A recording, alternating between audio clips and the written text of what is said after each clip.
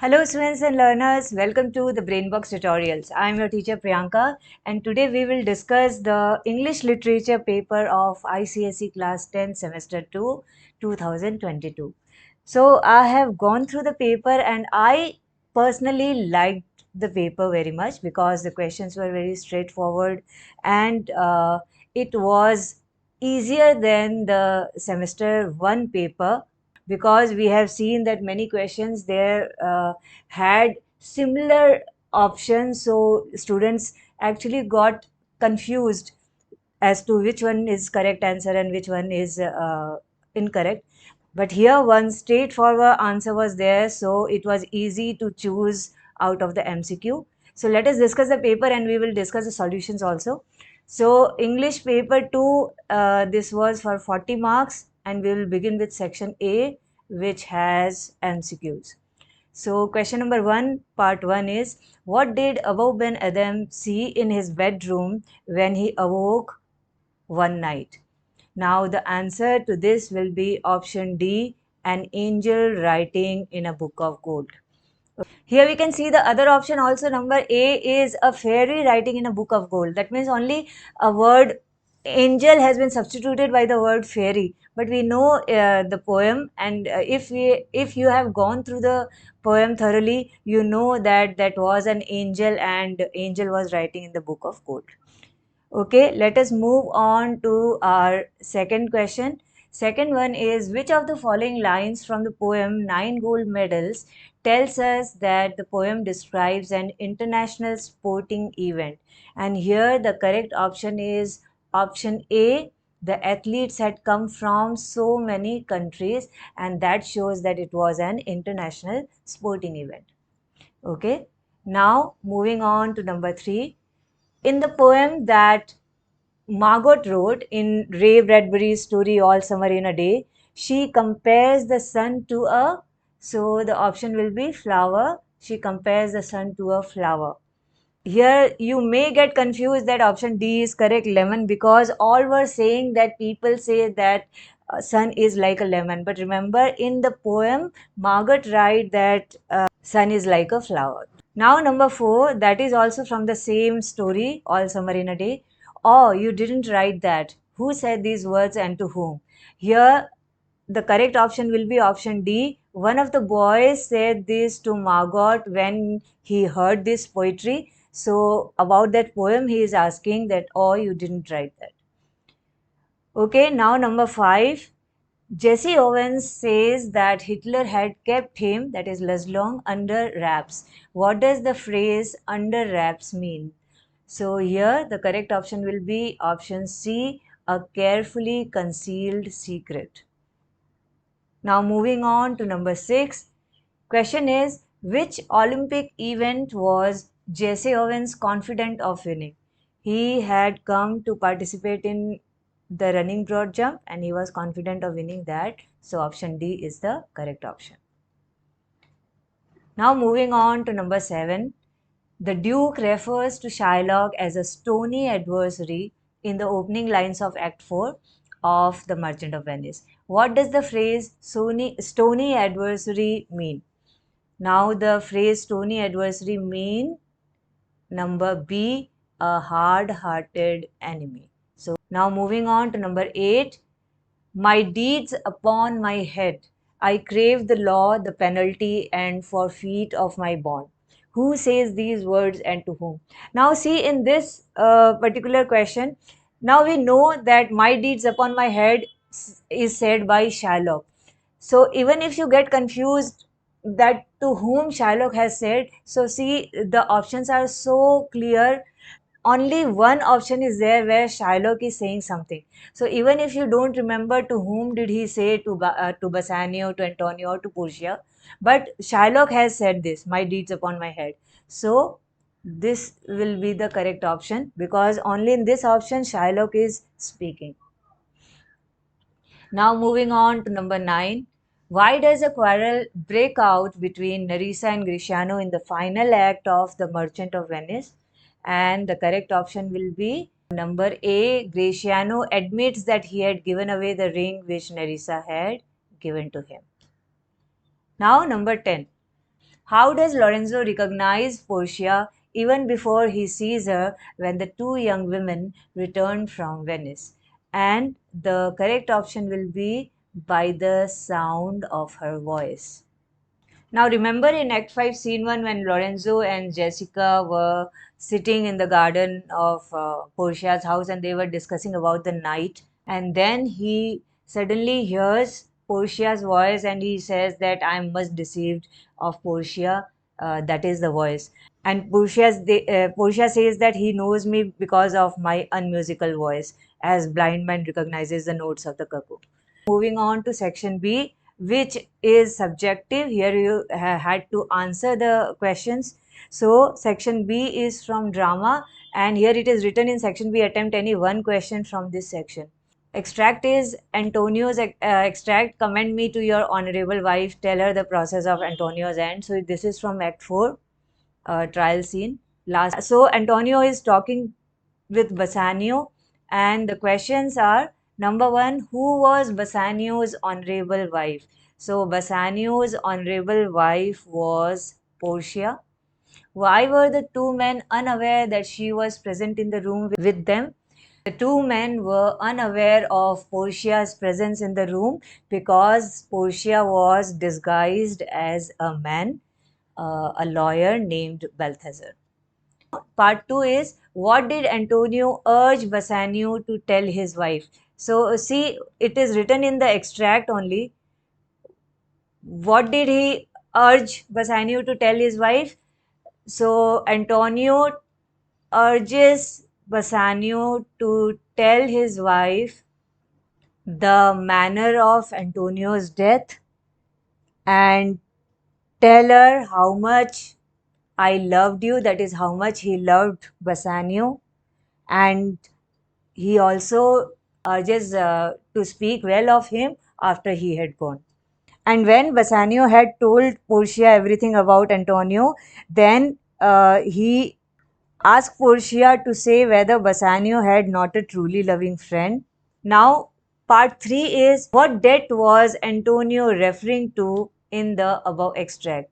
So, the debt which Antonio was referring to in the above extract was a loan of 3,000 ducats which Bassanio had taken from the Jewish merchant Shylock on Antonio's name.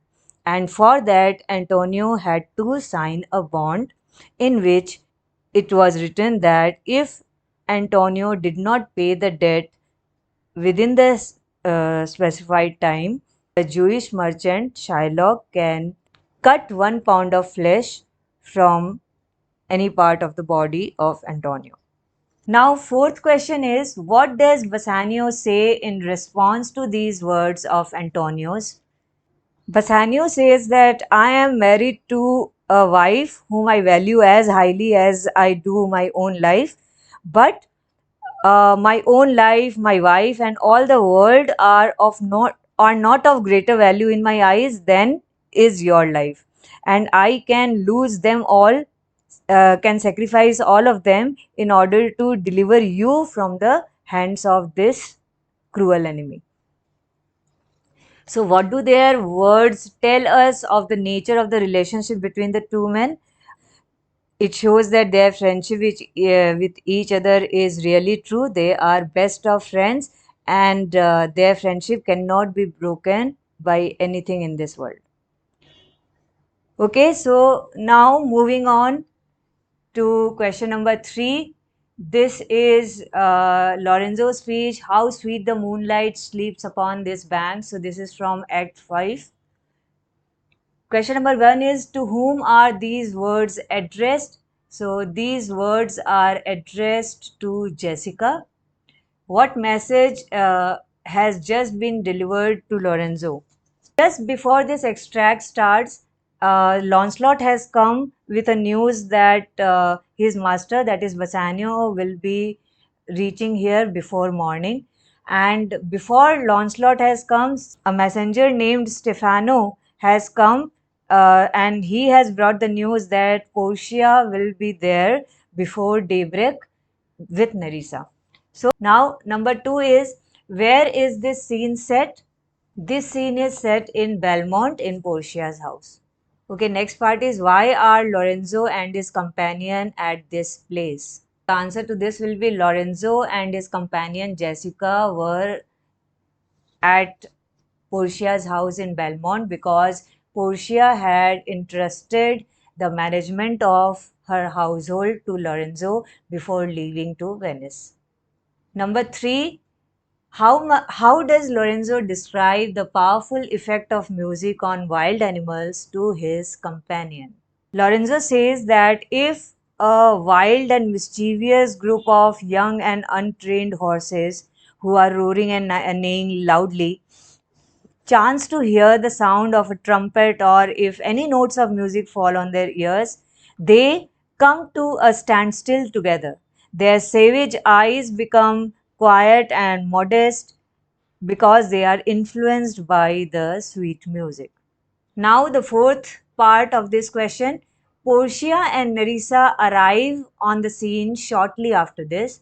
What reason does Portia give for their absence from home? Portia says that she and Nerissa were at a monastery all this time and they have been praying for the welfare of their husbands so that they are all the happier because of their prayers. The next question is what does she instruct Nerissa to do immediately after their arrival? Immediately after their arrival, Portia instructs Nerissa to go inside the house and give notice to all the servants that they must appear quite unaware that Portia and Nerissa have been away from Belmont. Coming to section C, that is from prose. Question number 4. This is from All Summer in a Day. The girl standing in the open held out her hand. Oh, look, look. Okay, so the question number 1 is, how old were they? The answer to this will be, they were all 9-year-old. And the next question is, what had they been doing until the girl called their attention to the raindrop? So here you will write how they were enjoying in the sun. So you will write that they were laughing, enjoying in the sun. They were playing hide and seek. They squinted at the sun.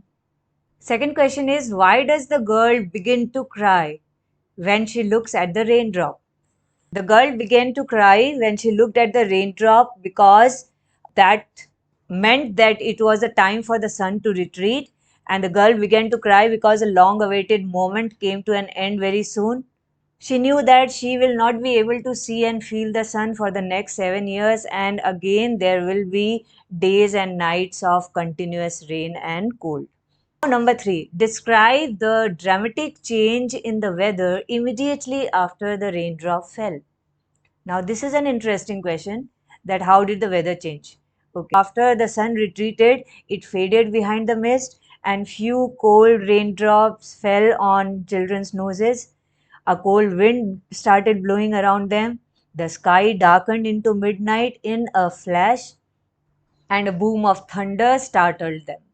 Next question is, what feeling do they experience at the end of the story?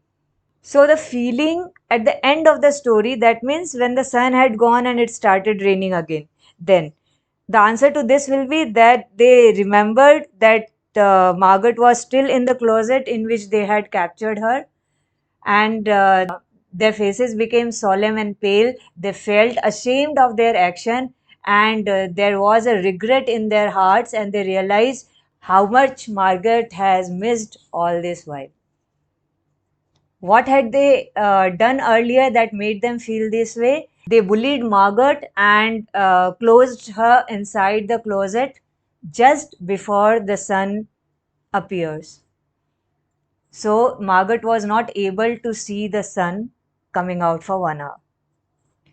Okay, now moving on to question number 5. This is from My Greatest Olympic Prize.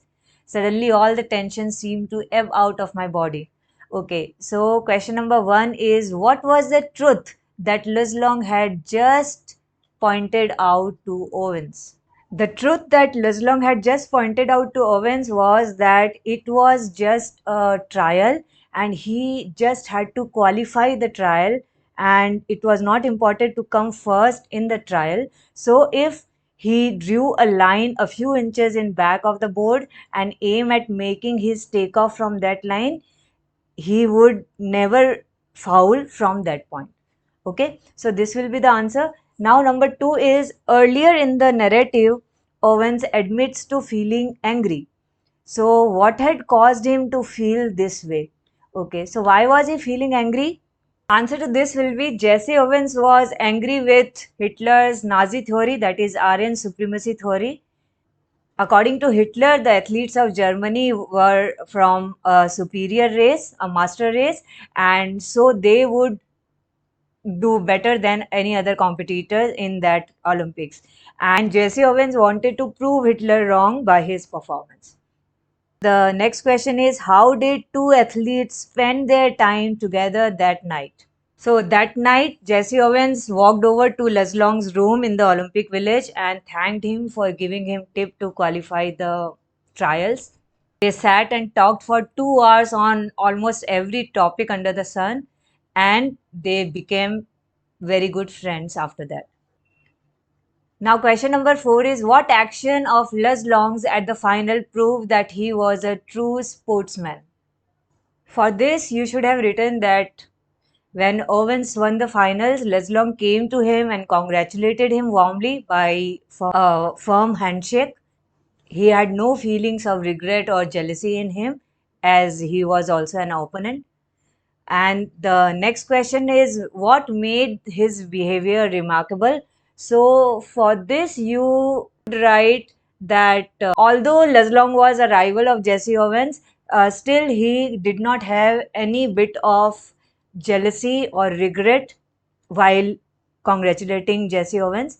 And Hitler was watching all this on the stands and glaring at them. Still, Leslong did not hesitate to congratulate the winner, Jesse Owens.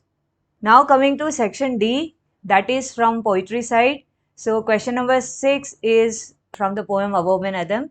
Above an Adam awoke one night from a deep dream of peace.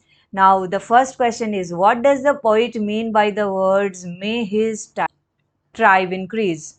For this, you should have written that may his tribe increase is used as a parenthesis here by the poet that implies a wish for the growth of people who followed his teachings and adopted the path shown by him. So, okay, now number 2 is, mention any 2 words which the poet uses in the poem that are no longer in common use. See here, many of the words are there in the poem which are no longer in common use. For example, when he says to the presence in the room, what writest thou? So here 2 words you can write, you could have written writest thou, and then when replied the angel, nay, not so. So nay is the word which we commonly don't use. Any 2 words you could have written. Now, number 3 is, 3 different name lists are mentioned in the poem. The angel speaks of 2 and Above an Adam mentions the third. What are they? Here the first list about which the angel speaks is the list in which the names of those who love the Lord are written. And then the list which Above an Adam says is the list of the persons that loves his fellow man. And the third list, which is again said by the angel when he comes the next night, that is the list of the names whom love of God had blessed. So these are the 3 lists. Now moving on to the 4th question, what important lesson did Above an Adam learn after his second encounter with the angel? So what could be the important lesson which Above and Adam learned? That request to God does not go in vain, and whatever you do should be done in for the good of humanity, and God watches every deed done by a person. Now the next question is, what message does the poet convey to us through this? So what is the message? That true love for God lies in the spirit of selfless service of the humankind. That is the most important message from the poem. So we can write also that God blesses and loves those people more who love and practically adopt the greatest of ideals and values. Now moving on to question number 7, that is from 9 gold medals. That is how the race ended with 9 gold medals. Okay, so the question number 1 is, how exactly did the race end? Here you should have written that all the 9 athletes join hands and cross the finishing lines together. Okay, now moving on to our second question, that is, who were they? So here it is written, see, they came to the finish line holding hands still. So who were they? They were the 9 athletes who have come from all over the country to the venue of the Special Olympics, or to take participation in Special Olympics. Now next is, how do we know that they had put in a great deal of effort to qualify for the games? That was given in the starting of the poem, that they have trained for weeks and months very hard so that they can win gold, bronze, or silver medals for their brilliant performances. Now, third one is, why were they holding hands and smiling when they reached the finish line? So, here the answer will be, when the 9 athletes started running, one of them suddenly stumbled and fell down. Then, other 8 athletes stopped and showed a true sportsman's spirit. They turned back, helped the one who had fallen, and they all joined and started walking rather than running to the finish line. So their holding hands and smiling showed that they give primacy to human values and sportsmanship. For them, participation was more important than winning. Now, the last question is, what did the banner over them say? So the banner over them said Special Olympics. That was written on the banner. Why does the poet consider these words an appropriate description of this particular event? You see, the poet considered these words an appropriate description of this particular event, that is Special Olympics, because the last event of this Olympics turned out to be special, because something like this has never happened in sporting history. So it showed absolute humanitarian approach of the athletes towards game, and they set a great standard of sportsmanship. That is what the organizer also recognized and decided to give gold medals to all the 9 participants. So the main part here is that because that event showed the highest level of sportsmanship, compassion, and humanitarian approach. So that would be your answer. So I hope you have written all the keywords. The answer, the framing of the answer may be different, but mainly the answer should have the keywords which the examiner is also searching for. So I think your paper was easy, because the paper, I think, is very easy. Now it depends upon you how you have written the answer. Please write to me in the comment box if you have written any other answer to a question, or in a different way you have written. I would come with other paper solution also. Until then, be happy, be productive, keep preparing hard, and all the best for your exams. Bye bye. Jai Hind.